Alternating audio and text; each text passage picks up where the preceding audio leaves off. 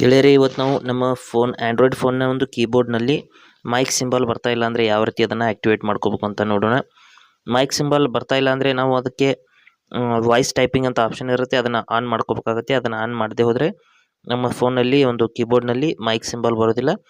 Mic symbol ಬರಲಿಲ್ಲ ಅಂದರೆ ನಾವು ವಾಯ್ಸ್ ಮೂಲಕ ಅಥವಾ ನಾವು ನಮ್ಮ ಧ್ವನಿ ಮೂಲಕ ಅದನ್ನು ಟೈಪಿಂಗ್ ಮಾಡೋದಕ್ಕೆ ಬರಲ್ಲ. ಇಲ್ಲಿ ನೋಡ್ತಾ ಇರ್ಬೋದು, ಇಲ್ಲಿ ನಮ್ಮ ಕೀಬೋರ್ಡ್ನಲ್ಲಿ ಮೈಕ್ ಸಿಂಬಲ್ ಇಲ್ಲಿ ಬರ್ತಾ ಇಲ್ಲ.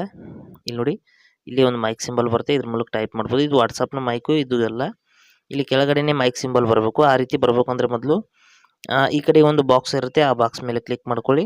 ಇಲ್ಲಿ ನೋಡಿ, ಇಲ್ಲಿ ಮೈಕ್ ಬರುತ್ತೆ. ಈ ಒಂದು ಬಾಕ್ಸ್ ಇರುತ್ತಲ್ಲ, ಅದ್ರ ಮೇಲೆ ಕ್ಲಿಕ್ ಮಾಡ್ಕೊಳ್ಳಿ.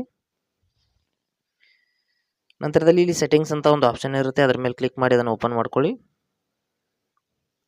ನಂತರದಲ್ಲಿ ಇಲ್ಲಿ ವಾಯ್ಸ್ ಟೈಪಿಂಗ್ ಅಂತ ಒಂದು ಆಪ್ಷನ್ ಕೊಟ್ಟಿರ್ತಾರೆ, ಅದ್ರ ಮೇಲೆ ಕ್ಲಿಕ್ ಮಾಡ್ಕೊಳ್ಳಿ. ಇಲ್ಲಿದೆ ನೋಡಿ, ವಾಯ್ಸ್ ಟೈಪಿಂಗ್ ಅಂತ, ಅದರ ಮೇಲೆ ಕ್ಲಿಕ್ ಮಾಡ್ಕೊಳ್ಳಿ.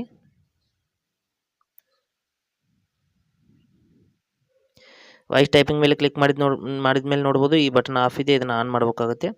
ಆನ್ ಮಾಡಿದ ನಂತರದಲ್ಲಿ ನೀವು ಏನೇ ಒಂದು ಟೈಪ್ ಮಾಡಿದ್ರು ವಾಯ್ಸ್ ಮೂಲಕ ಟೈಪ್ ಮಾಡ್ಬೋದು. ನೋಡ್ಬೋದು, ಇಲ್ಲಿ ಮತ್ತೊಂದು ಮೈಕ್ ಸಿಂಬಲ್ ಬಂದಿದೆ. ಈ ಮೈಕ್ ಸಿಂಬಲ್ ಮೇಲೆ ಕ್ಲಿಕ್ ಮಾಡೋದ್ರ ಮೂಲಕ ಇಲ್ಲಿ ನೋಡ್ತಾ ಇರ್ಬೋದು, ನಾವು ಸಂಪೂರ್ಣವಾಗಿ ಏನು ಬೇಕಾದರೂ ಟೈಪ್ ಮಾಡಬಹುದು. ನೋಡಿ, ಸ್ಪೀಕ್ ನೌ ಅಂತ ಬರ್ತಾ ಇದೆ. ಈ ರೀತಿ ನಾವು ನಮ್ಮ ಒಂದು ಆಂಡ್ರಾಯ್ಡ್ ಕೀಬೋರ್ಡ್ನಲ್ಲಿ ನಾವು ಮೈಕ್ ಸಿಂಬಲ್ನ ಆನ್ ಮಾಡ್ಕೋಬಹುದು.